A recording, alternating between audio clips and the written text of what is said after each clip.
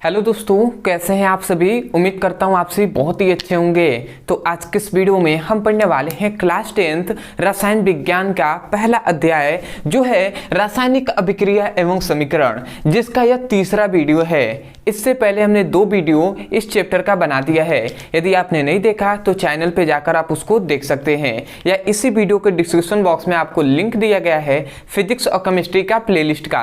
तो वहां से क्लिक करके आप चैप्टर वाइज सीक्वेंस में एक एक करके वीडियो को पढ़ सकते हैं। तो आज के इस वीडियो में हम क्या क्या पढ़ने वाले हैं उसको हम देख लेते हैं। तो यहाँ पर हमने लिखा है सबसे पहले कि द्विविस्थापन अभिक्रिया।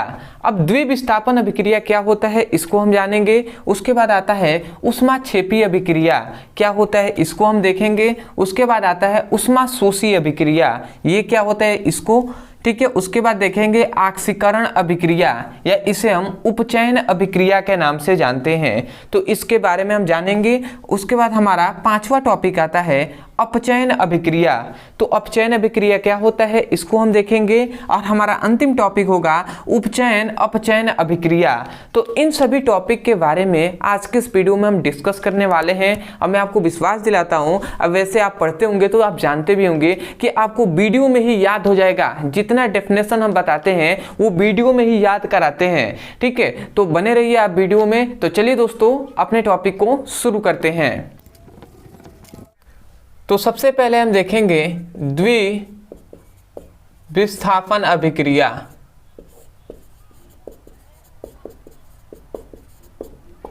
या इसे ही हम उभय अपघटन अभिक्रिया के नाम से भी जानते हैं। किस नाम से? उभय अपघटन अभिक्रिया।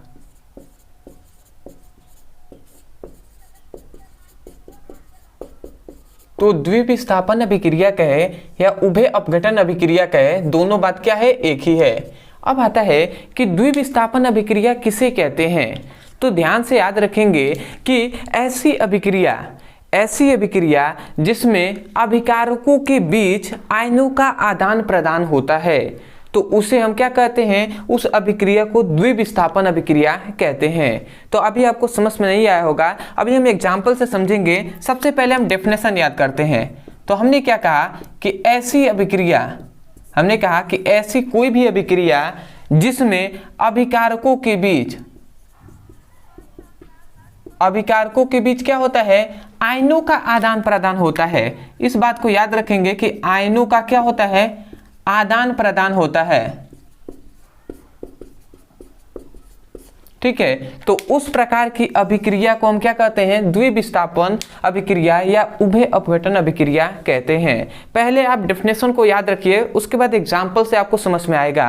तो यदि आपसे कोई पूछता है कि उभय अपघटन अभिक्रिया किसे कहते हैं, तो आप क्या कहेंगे, ऐसी अभिक्रिया जिसमें अभिकारकों के बीच आयनों का आदान प्रदान होता है, तो उस अभिक्रिया को द्विविस्थापन अभिक्रिया या उभय अपघटन अभिक्रिया कहते हैं। तो आशा करते हैं आप समझ गए होंगे। अब अभिकारक क्या होता है इतनी बात तो आप जानते हैं ना, इसीलिए पहले वीडियो को आप पढ़े होते तो शायद आपको नहीं पता होगा, तो आपको पता चल जाता है, ठीक है। पर हम अभी एग्जाम्पल से आपको बताएंगे। पहले हम इसका डेफिनेशन लिख दें। तो हम डेफिनेशन यही लिखेंगे, ऐसी अभिक्रिया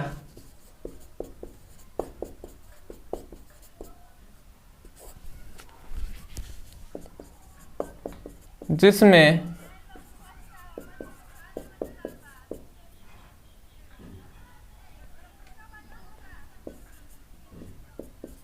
अभिकारकों के बीच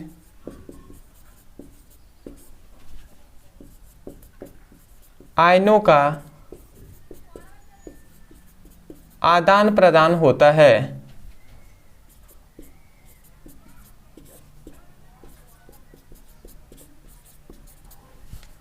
तो उसे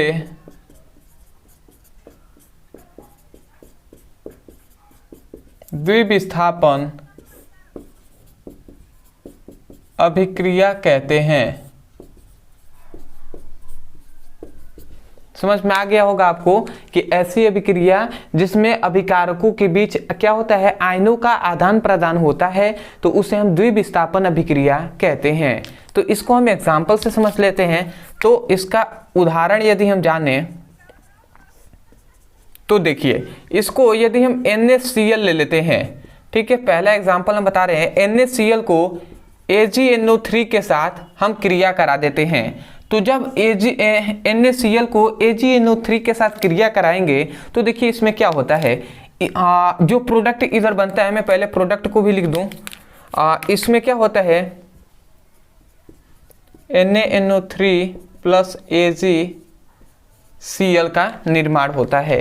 देखिए ये हमने एक अभिक्रिया लिख दिया है, इसमें क्या हुआ, NaCl AgNO3 के साथ जब क्रिया कराया है तो NONO3 और प्लस क्या है AgCl का निर्माण हुआ है। तो अब आता है कि इसमें हमें कैसे समझ में आएगा। तो देखिए हम इतनी बात जानते हैं कि जो अभिक्रिया से पहले जो हम पदार्थ लेते हैं उसे हम अभिकारक कहते हैं,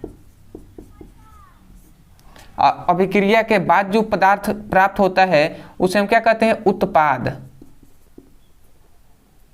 ठीक है, तो अब देखिए हमने क्या कहा था कि ऐसी अभिक्रिया जिसमें अभिकारकों के बीच आयनों का आदान प्रदान होता है, यही ना हमने कहा था। तो देखिए आयनों का आदान प्रदान का मतलब कि ये जो NaCl है तो ये Na प्लस और Cl माइनस में टूट जाता है, और ये जो है ये भी टूट जाता है Na प्लस और Ag प्लस और NO3 माइनस में ये टूट जाता है। देखिए अब ये जब आयनों में टूट गया तो ये क्या करेगा, जो Ag है वो क्या करेगा, जो NO3 है ये ऋण वाला है, तो ऋण वाला क्या करता है, धनायन के साथ क्या करता है, जुड़ता है, क्योंकि हम जानते हैं कि प्लस माइनस की ओर आकर्षित होते हैं। ठीक है, तो हम ये माइनस है तो माइनस वाला प्लस की ओर आकर्षित होगा, तो इस Cl को हटा देता है और ये क्या करता है, इसके जगह पर आकर NO3 का निर्माण करता है, और उसके बाद ये Cl यहाँ पे चला जाता है Ag के साथ और AgCl का निर्माण कर लेता है। तो इनके बीच क्या हो रहा है, आयनों का ही तो आदान प्रदान हो रहा है ना, आयनों के कारण ही तो ये आपस में जुड़कर ये उत्पाद बना रहे हैं। तो यही है इसका एग्जाम्पल। तो आशा करते हैं कि आपको एक पहला एग्जाम्पल समझ में आ गया होगा। तो इनके बीच क्या हो रहा है, आयनों का आदान प्रदान हो रहा है। तो एग्जाम्पल आप लिख लीजिएगा। यदि दूसरे हम एग्जाम्पल की बात करें तो CH3COOH यदि हम लेकर इसे NOOH सोडियम हाइड्रोक्साइड के साथ यदि हम क्रिया कराते हैं तो ये भी क्या होता है, ये भी माइनस और प्लस में टूट जाता है। जो CH3COO है वो माइनस और हाइड्रोजन पे प्लस होता है, और ये क्या होता है प्लस और माइनस में ये दोनों टूट जाते हैं। अब देखिए ये पूरा माइनस है, इतना ये सभी क्या है, माइनस है, और इधर क्या है, प्लस है, तो ये माइनस प्लस वाला क्या हो जाएगा, माइनस की ओर आकर आकर्षित हो जाएगा, तो CH3COO Na का निर्माण करता है। और ये हाइड्रोजन है तो ये वाला प्लस है और ये माइनस है, तो इधर चलकर जुड़ जाता है, तो इधर क्या बनाते हैं, H2O का निर्माण करते हैं। तो इस प्रकार ये क्या हुआ है, रिएक्शन हुआ है। तो ये दोनों किसके एग्जाम्पल है, द्विविस्थापन अभिक्रिया या उभय अपघटन अभिक्रिया। तो इन दोनों को आपको एग्जाम्पल भी लिख लेना है।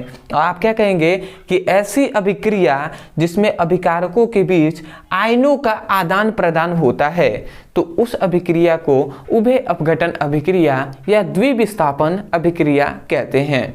तो आशा करते हैं आप समझ गए होंगे। अदरवाइज यदि आप चाहते हैं तो स्क्रीनशॉट आप ले सकते हैं। मैं थोड़ा सा साइड हट रहा हूँ, ले लिए होंगे। चलिए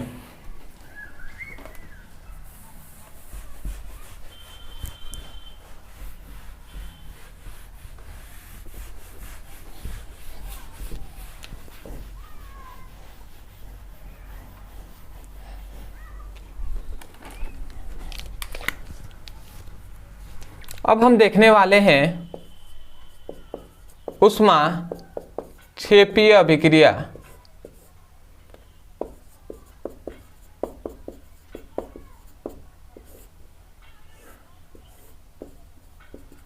अब ऊष्मा क्षेपीय अभिक्रिया किसे कहते हैं, तो देखिए ऐसी अभिक्रिया जिसमें ऊष्मा का उत्सर्जित होता है, मतलब ऐसी अभिक्रिया जिसमें ऊष्मा उत्सर्जित होता है। उत्सर्जित का मतलब होता है निकलना। तो ऐसी अभिक्रिया जिसमें ऊष्मा निकलती है तो उस अभिक्रिया को हम क्या कहते हैं, ऊष्मा क्षेपीय अभिक्रिया कहते हैं। समझ में आया? डेफिनेशन को रटना नहीं है, हमें समझ कर याद करना है। हमने क्या कहा, हमने कहा कि ऐसी अभिक्रिया ऐसी कोई भी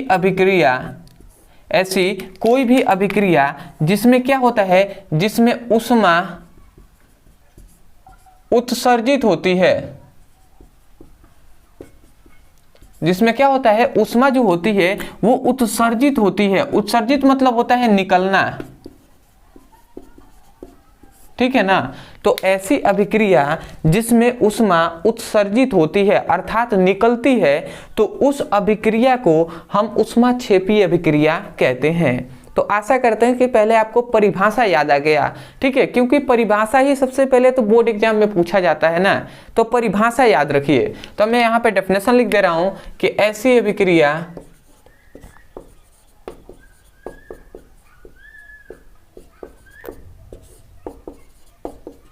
जिसमें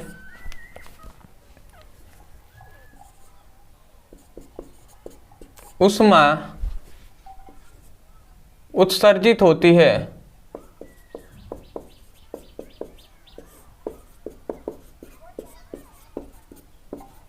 तो उस अभिक्रिया को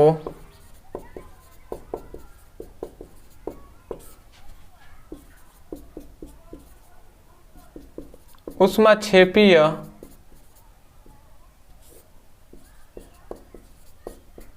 अभिक्रिया कहते हैं। तो आशा करते हैं आप समझ गए होंगे कि ऐसी अभिक्रिया जिसमें ऊष्मा उत्सर्जित होती है, ठीक है, उत्सर्जित मतलब क्या होता है, उत्सर्जित मतलब होता है निकलना, तो निकलती है, तो उस अभिक्रिया को ऊष्माक्षेपी अभिक्रिया कहते हैं। जैसे कि यदि हम एग्जाम्पल से बात करें तो चलिए हम एग्जाम्पल से इसको देख लेते हैं। तो देखिए इसका यदि हम उदाहरण दें तो देखिए कार्बन और ऑक्सीजन, यहाँ पे हमने सबसे पहला एग्जाम्पल लिया है। यदि कार्बन को ऑक्सीजन के साथ यदि हम क्रिया कराते हैं, अभिक्रिया कराते हैं, तो क्या मिलता है, CO2 का निर्माण होता है, जो कार्बन डाइऑक्साइड का निर्माण होता है। प्लस इसमें याद रखेंगे कि इसमें 94 किलो कैलोरी ऊष्मा क्या होती है, निकलती है। जब कार्बन और ऑक्सीजन आपस में रिएक्शन करते हैं, आपस में क्रिया करते हैं, तो कार्बन डाइऑक्साइड का निर्माण होता है, परंतु इसमें 94 किलो कैलोरी ऊष्मा क्या होती है, निकलती है। तो इसको आपको याद रखेंगे। दूसरा आप एग्जाम्पल इसका याद रख सकते हैं कि जब 2 मात्रा में हाइड्रोजन और 1 मात्रा में हम क्या लेते हैं, ऑक्सीजन को लेते हैं। अब जब इन दोनों की हम क्रिया कराते हैं तो ये H2O का तो निर्माण करते हैं, जल का निर्माण करते हैं, परंतु 136.8 किलो कैलोरी ऊष्मा निकलती है। मतलब जब हाइड्रोजन और ऑक्सीजन आपस में क्रिया करते हैं तो क्या बनाता है, जल का निर्माण होता है, H2O का निर्माण होता है, परंतु 136.8 मतलब क्या होता है, 136.8 किलो कैलोरी ऊष्मा क्या होती है, इसमें से निकलती है। तो ये दोनों इसके एग्जाम्पल हैं। तो आशा करते हैं आप समझ रहे होंगे। अदरवाइज यदि मान लेते हैं कि आपको नहीं पता, कि आपको ये पता हो कि हाँ इसमें से ऊष्मा निकल रही है, बट ये नहीं पता है कि कितना ऊष्मा निकल रही है, तो आप उसकी जगह पर जैसे 94 किलो कैलोरी हमें ऊष्मा नहीं पता है कि इसमें से निकल रही है, तो आप इसकी जगह पर आप केवल Q लिख सकते हैं। यदि आप कहीं भी Q लिखते हैं इस प्रकार, तो उससे जो एग्जामिनर होंगे या जो आपके टीचर होंगे वो समझ जाएंगे कि ये ऊष्मा का ही प्रतीक है, मतलब इससे क्या होता है, ऊष्मा निकल रही है। इस प्रकार Q लिख देंगे तो उनको पता चल जाएगा कि हाँ इसमें से ऊष्मा निकल रही है। तो आप 94 किलो कैलोरी नहीं पता है तो आप वहाँ पे Q लिख दीजिए। तो आशा करते हैं आप समझ गए होंगे। तो अब आते हैं कि ऊष्मा शोषी अभिक्रिया किसे कहते हैं। तीसरा हमारा पॉइंट आता है ऊष्मा शोषीय अभिक्रिया। तो देखिए ऊष्मा शोषीय अभिक्रिया का भी डेफिनेशन बहुत ही सिंपल होता है। इसमें बताया जाता है कि ऐसी अभिक्रिया जिसमें ऊष्मा अवशोषित होती है। अवशोषित होने का मतलब कि ऊष्मा क्या होते हैं उसके अंदर, मतलब अभिक्रिया में ऊष्मा आएगी, ठीक है। अवशोषित होने का मतलब है ले लेना, सोख लेना। तो ऐसी अभिक्रिया जिसमें ऊष्मा अवशोषित होती है तो उस अभिक्रिया को ऊष्मा शोषीय अभिक्रिया कहते हैं। तो यहाँ पे आप क्या समझे हैं, हमने क्या बताया आपको कि ऐसी कोई भी अभिक्रिया जो क्या करता है, जो ऊष्मा को अवशोषित करता है,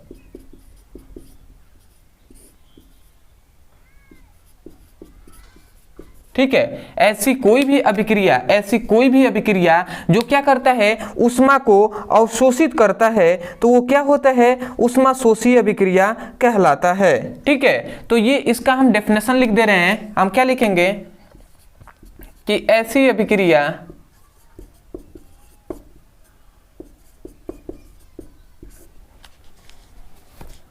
जिसमें ऊष्मा अवशोषित होती है,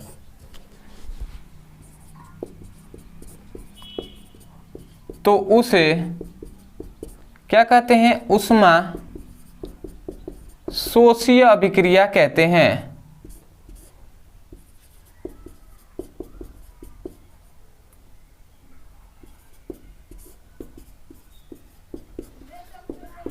तो आशा करते हैं आप समझ रहे होंगे कि ऐसी अभिक्रिया जिसमें ऊष्मा अवशोषित होती है, मतलब सोखती है, तो उसे हम क्या कहते हैं, उसे हम ऊष्मा शोषी अभिक्रिया कहते हैं। यदि हम इसके उदाहरण पे बात करें, मतलब एग्जाम्पल पे,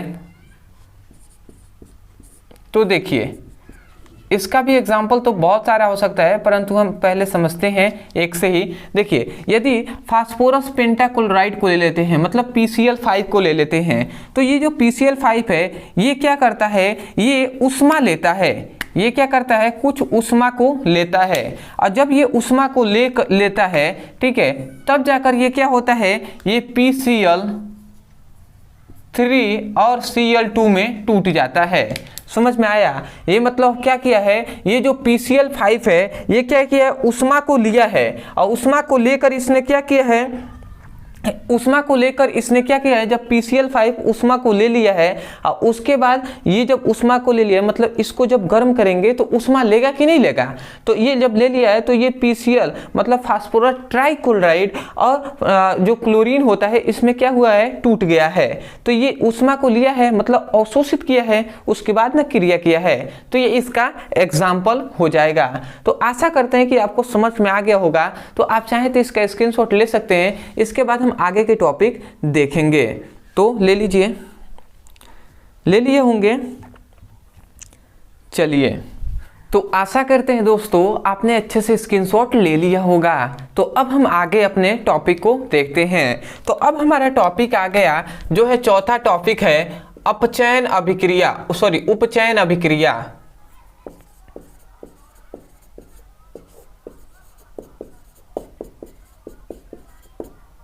तो उपचयन अभिक्रिया कहें या इसे हम ऑक्सीकरण अभिक्रिया के नाम से भी जानते हैं।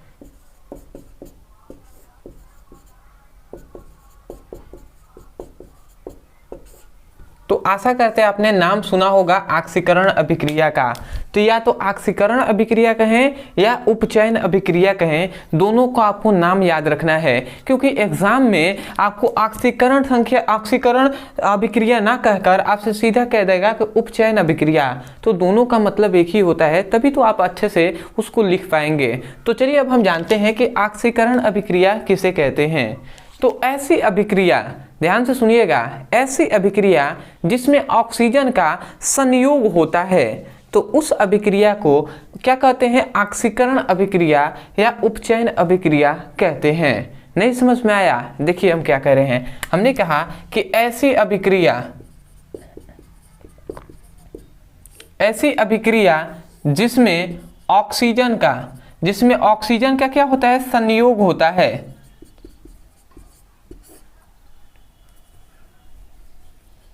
ऑक्सीजन का संयोग होता है। संयोग मतलब होता है जुड़ना, समझ रहे हैं ना?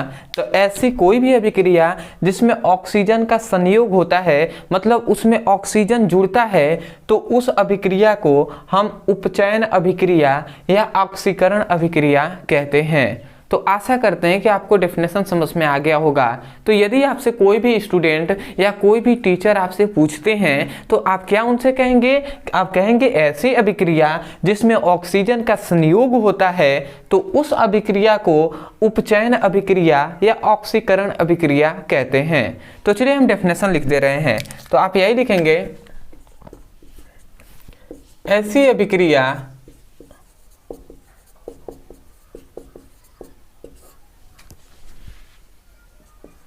जिसमें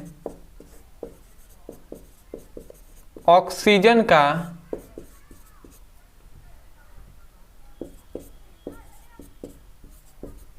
संयोग होता है, संयोग मतलब होता है जुड़ना, संयोग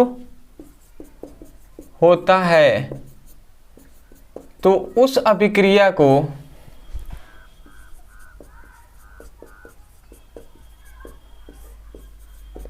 क्या कहते हैं? उपचयन अभिक्रिया कहते हैं।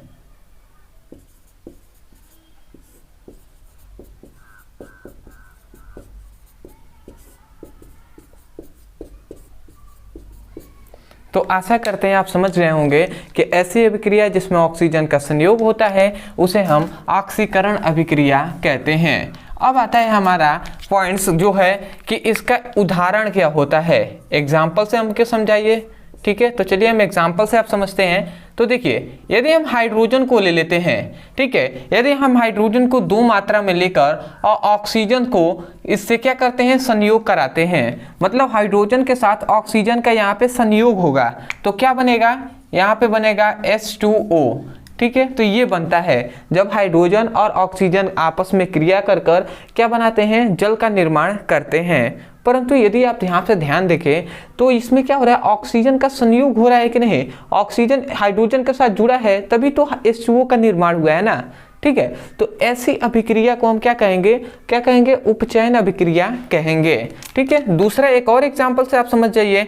देखिए, यदि 2 मात्रा में हम कॉपर को लेकर और ऑक्सीजन के साथ क्रिया कराते हैं, 2 मात्रा में कॉपर को लेकर हम ऑक्सीजन के साथ क्रिया कराते हैं तो यहाँ पे क्या बनता है? कॉपर ऑक्साइड का निर्माण होता है। तो यहाँ पर भी तो ऑक्सीजन कॉपर के साथ जुड़ गया है तब जाकर ना यहाँ पे कॉपर ऑक्साइड का निर्माण हुआ है। तो ये दोनों किसके एग्जाम्पल हो जाएंगे? उपचयन अभिक्रिया के एग्जाम्पल हो जाएंगे। तो आशा करते हैं आप समझ रहे होंगे। अदरवाइज आगे हम देख लेते हैं अपने टॉपिक को जो है। अब हम देखेंगे कि अपचयन अभिक्रिया किसे कहते हैं। अब हम देखेंगे अपचयन अभिक्रिया।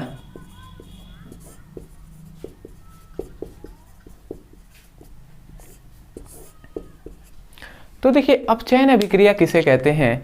तो ऐसी अभिक्रिया, जस्ट इसमें क्या था? ऑक्सीजन का संयोग हो रहा है ना, ठीक है। जस्ट इसके अपोजिट होता है अपचयन अभिक्रिया। तो ऐसी अभिक्रिया जिसमें ऑक्सीजन का वियोग होता है, मतलब वियोग का मतलब होता है ऑक्सीजन उससे निकलता है। ऐसी अभिक्रिया जिसमें ऑक्सीजन क्या होता है? टूटकर निकल जाता है। तो ऐसी अभिक्रिया जिसमें ऑक्सीजन का वियोग होता है तो उस अभिक्रिया को हम क्या कहते हैं? अपचयन अभिक्रिया कहते हैं। तो आशा करते हैं आप समझ रहे होंगे। तो चलिए हम इसका डेफिनेशन लिख दे रहे हैं। हम लिखेंगे ऐसी अभिक्रिया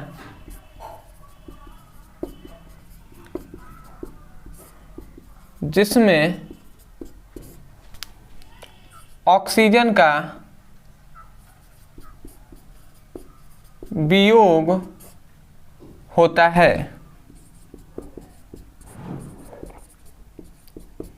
तो उस अभिक्रिया को क्या कहते हैं? अपचयन अभिक्रिया कहते हैं।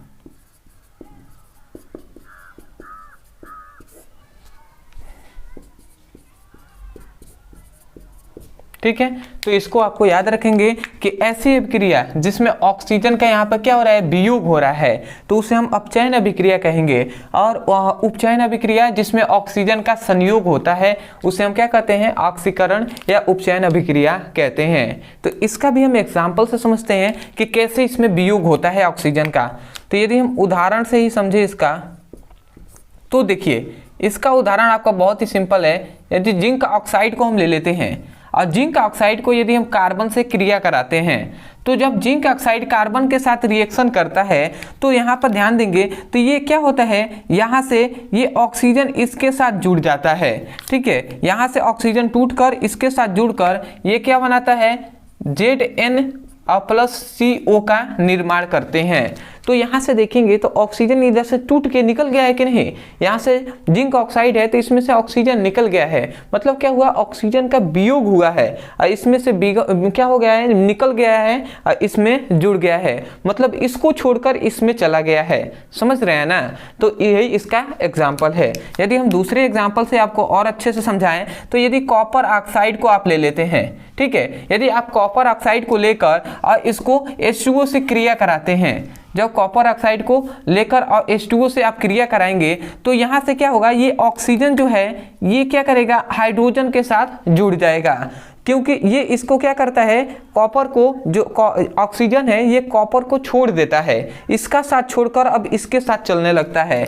तो ये क्या बनाता है, मैं इसी कलर से लिख दे रहा हूँ, Cu+H2O का निर्माण करते हैं। ठीक है, तो आशा करते हैं आप समझ रहे होंगे, देख रहे होंगे तो दोनों में ऑक्सीजन इन दोनों का साथ छोड़कर इन दोनों के साथ क्या हो रहा है, ये इनके साथ होकर और ये क्या कर रहा है, रिएक्शन कर रहा है। तो आशा करते हैं कि आपको जो ये एग्जाम्पल दिया गया है ये बहुत ही बेहतरीन तरीके से आपको समझ में आ रहा होगा। तो कभी भी समझने का प्रयास कीजिएगा और कभी भी समझ कर याद कीजिएगा, कभी भी डेफिनेशन को रट्टा नहीं मारना है, आपको समझा कर हम याद कराते हैं तो समझ कर याद कीजिए और कोशिश कीजिए कि नोट्स बनाने का आप एक रफ की कॉपी लेकर जरूर बैठिए। और दूसरी बात की सपोर्ट करने के लिए यदि आपको समझ में आ रहा है तब जाकर आपके जितने भी फ्रेंड्स हैं, जितने भी ग्रुप हैं, उनमें शेयर कीजिए वीडियो को। ठीक है, क्योंकि आपको यदि समझ में आ रहा है, आप ही सपोर्ट नहीं करेंगे तो कौन सपोर्ट करेगा। तो आशा करते हैं कि आप सपोर्ट करेंगे और आपके जितने भी आसपास के फ्रेंड्स हैं उनसे कहिए कि क्लास 9th का, क्लास 10th का, यहाँ पर क्लास 11th का भी, 12th का भी फिजिक्स और केमिस्ट्री का पढ़ाई कराया जाता है। तो आप चैनल के जाकर प्लेलिस्ट में वहां से ढूंढकर पढ़ भी सकते हैं, या इसी वीडियो के हमने डिस्क्रिप्शन बॉक्स में क्लास 10th के फिजिक्स और केमिस्ट्री का लिंक दिया गया है, तो उस पे भी क्लिक करके आप चैप्टर वाइज सीक्वेंस में एक एक करके वीडियो को अब पढ़ेंगे। इस वीडियो को देख लेने के बाद नीचे जाएंगे, उस लिंक पे क्लिक करेंगे तो आपको सीक्वेंस में फिजिक्स के भी सभी वीडियो मिलेंगे और सीक्वेंस में केमिस्ट्री के भी वीडियो मिलेंगे, तो वहां से उसकी पढ़ाई कीजिएगा। तो आशा करते हैं आप समझ गए होंगे। तो आप चाहें तो इसका स्क्रीनशॉट ले सकते हैं, उसके बाद जो आगे टॉपिक है उसको हम देखते हैं। ले लिए होंगे, चलिए पढ़ाई करना है। तो अब हम देखेंगे हमारा छठा टॉपिक है जो है उपचयन अपचयन अभिक्रिया। उपचयन अपचयन अभिक्रिया कहें या इसे हम ऑक्सीकरण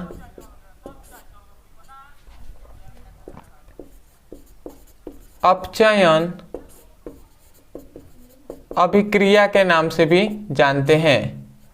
ठीक है, तो उपचयन अपचयन अभिक्रिया कहें या ऑक्सीकरण अपचयन अभिक्रिया कहें, दोनों बात एक ही है।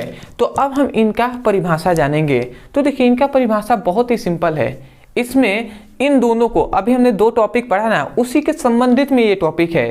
तो इसमें बताया जाता है कि ऐसी अभिक्रिया, ध्यान से थोड़ा सा समझना है, मैं इस कलर से थोड़ा सा लिख रहा हूं, ऐसी अभिक्रिया जिसमें क्या होता है, जिसमें ऑक्सीकरण और दूसरा अपचयन। तो ऐसी अभिक्रिया जिसमें ऑक्सीकरण और अपचयन दोनों की क्रिया होती है, दोनों की क्रिया होती है, तो उस अभिक्रिया को हम क्या कहते हैं, उपचयन अपचयन अभिक्रिया या ऑक्सीकरण अपचयन अभिक्रिया कहते हैं। मतलब ऐसी अभिक्रिया जिसमें ऑक्सीकरण और अपचयन दोनों की क्रिया होती है, तो उस अभिक्रिया को उपचयन अपचयन अभिक्रिया या ऑक्सीकरण अपचयन अभिक्रिया कहते हैं। तो आशा करते हैं आप समझ रहे होंगे। अभी जब हम एग्जाम्पल देंगे तो और आपको बेहतरीन तरीके से समझ में आएगा। तो पहले मैं डेफिनेशन यहाँ पे लिख दे रहा हूँ, आप लिखेंगे यही कि ऐसी अभिक्रिया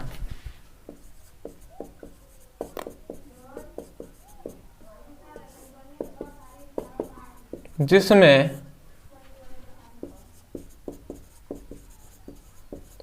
ऑक्सीकरण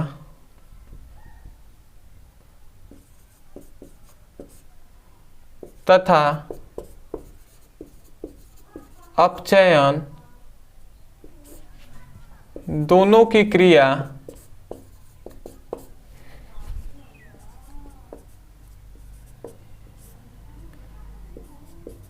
साथ साथ होती है।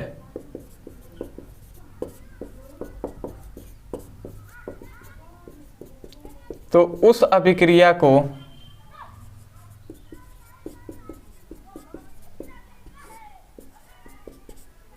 क्या कहते हैं? उपचयन अपचयन अभिक्रिया कहते हैं। तो यहाँ पे हमने डेफिनेशन लिख दिया है कि ऐसी अभिक्रिया जिसमें ऑक्सीकरण और अपचयन दोनों की क्रियाएं क्या होती है, दोनों की क्रियाएं होती हैं, तो उस अभिक्रिया को अपचयन उपचयन अभिक्रिया कहते हैं। तो चलिए अब हम इसके जो क्या होते हैं एग्जाम्पल से समझते हैं और भी बेहतरीन तरीके से आपको समझ में आएगा। तो देखते हैं एग्जाम्पल से। तो अभी हमने एक एग्जाम्पल लिया था जो है कॉपर ऑक्साइड को हमने लिया था, और यहाँ पे जिंक हमने क्या लिया था, जिंक ऑक्साइड। तो जिंक ऑक्साइड हमने लिया था और इसको कार्बन के साथ जब क्रिया कराया था तो इसमें क्या बना था, Zn और CO का निर्माण हुआ था। ये अभी हमने एग्जाम्पल बताया था, ठीक है। तो अब हम यहाँ पे थोड़ा सा ध्यान देंगे तो यहाँ पर ऑक्सीजन क्या हो रहा है, ऑक्सीजन निकल जा रहा है।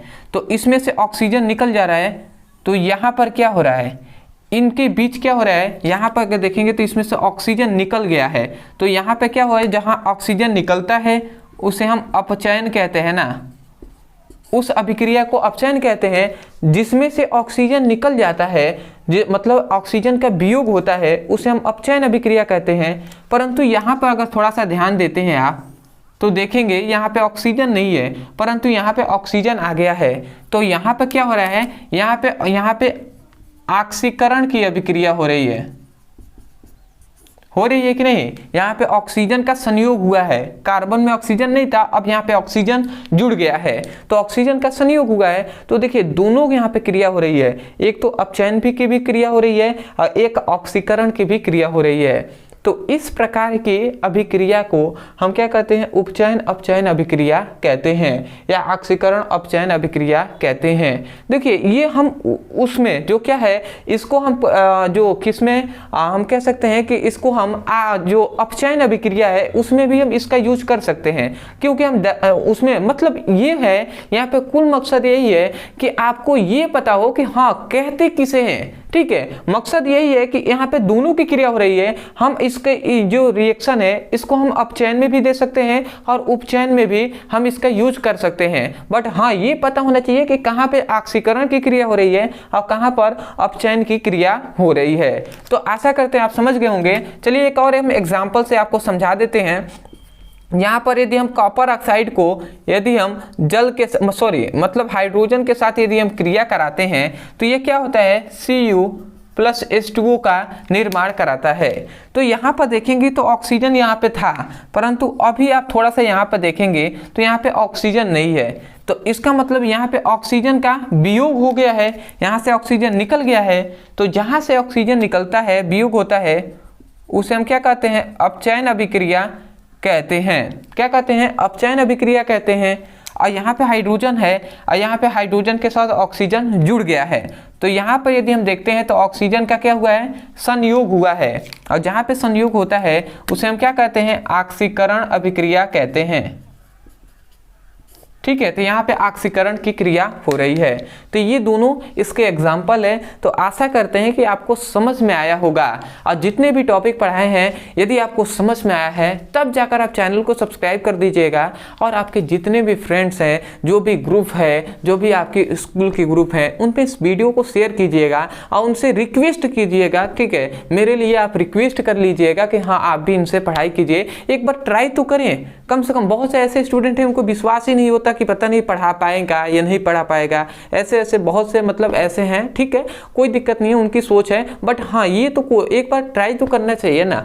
ट्राई आप करेंगे, देखेंगे, आपको कोई कमी भी हो वो भी आप हमें कमेंट सेक्शन में बताइए। अदरवाइज बहुत से ऐसे स्टूडेंट हैं जो नोट्स के लिए कह रहे थे, तो देखिए नोट्स के लिए आप नीचे दिए गए नंबर पे आप मैसेज करके हमारी टीम से आप नोट्स मांग सकते हैं। आप पूरे 1 वर्ष के लिए पूरे फिजिक्स का, पूरी केमिस्ट्री का आपको नोट्स दिया जा रहा है, और वो भी कितने में, 39 रुपये में आपको पूरा नोट्स दिया जाएगा। 1 वर्ष के लिए पूरा फिजिक्स का नोट्स, पूरी केमिस्ट्री का नोट्स दिया जा रहा है। तो अगर आप चाहें तो नोट्स ले सकते हैं। मैं तो ये कहूँगा कि आप नोट्स स्वयं बनाइए, ठीक है। यदि आपको नोट्स समय अगर है तो आप नोट्स स्वयं बनाइए। इसीलिए मैं सभी को बोलता भी हूँ डेफिनेशन, उसके बाद लिखवाता भी हूं। तो आप चाहें तो यहां से ही बनाइए। आप बहुत से ऐसे स्टूडेंट हैं जो ले भी रहे हैं, तो यदि आप भी चाहें तो आप ले सकते हैं, ठीक है। तो आशा करते हैं आप समझ गए होंगे। वीडियो में लिंक है, आप जाइए वहां पे क्लिक कीजिए और चैप्टर वाइज सीक्वेंस में एक एक करके वीडियो को पढ़िए। और यदि कोई भी डाउट हो या अगर आपको हमसे बात करना है तो आपके पास 2 माध्यम है, टेलीग्राम, इंस्टाग्राम, तो इस पर मैसेज करके आप डायरेक्ट हमसे बात कर सकते हैं। तो आशा करते हैं आप समझ गए होंगे। तो चलिए दोस्तों, आज के लिए इतना ही, मिलते एक नए टॉपिक के साथ, तब तक के लिए धन्यवाद। जय हिंद, जय भारत।